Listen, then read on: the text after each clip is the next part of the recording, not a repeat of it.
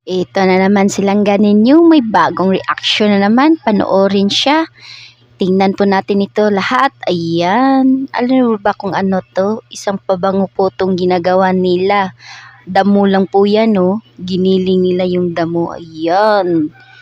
Ildalhin na yan. Lagay na dyan sa jar na malaki. Ayan. Isa-isa nilang nilagyan. Dami, no? Nakalatag po yan. Puro jar. O, diba? Trabahante nila, mga matatanda pa. Ayan, nilagyan na nila ng tubig. Ano kayang damo dyan? Damo na yan. Ayan, tinakpan na ng mabasang lupa. Para po yung takip madikit po dyan. Di po siya masingawan. Ayan o. Mahigpit yan na pagtakip.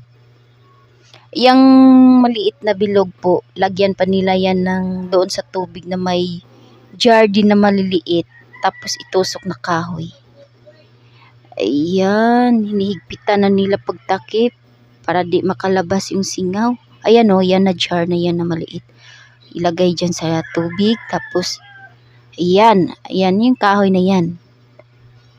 Ayan, dyan ilagay. Parang nagluluto lang ng puto, no? Ayan, ang daming tubig nila. Ano yan, kahoy? Yan ang gagamitin po nila na, pang-usok doon sa mga jar na kalatag dyan. Ayan. Panggatong.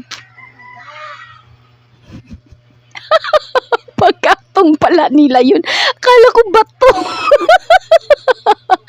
Ayan na. Grabe, ang init-init naman yan yung trabaho nila dyan. Dapat energetic ka dyan. Ayan o. Dami pa naman. Ayan. Dapat talaga walang singaw. Tinatakpan po lahat. Ayan na oh, ang tubig nila oh, dapat minimekos-mikos, tapos kailangan basain yung jar kasi sobrang init na. Ayan, pabango po yan sa ilalim ng tubig. Ayan, dyan po kinukuha nila na gawing pabango. Ayan, oh. Grabe naman yan kuya, ang init-init. Oh, nilagyan pa rin ng tubig. Ayan na, nakuha na nila yung kinuha na. Lagyan ng tubig. Grabe naman, kainit-init. 'Di ba? Oh, yan oh, kinuha na nila.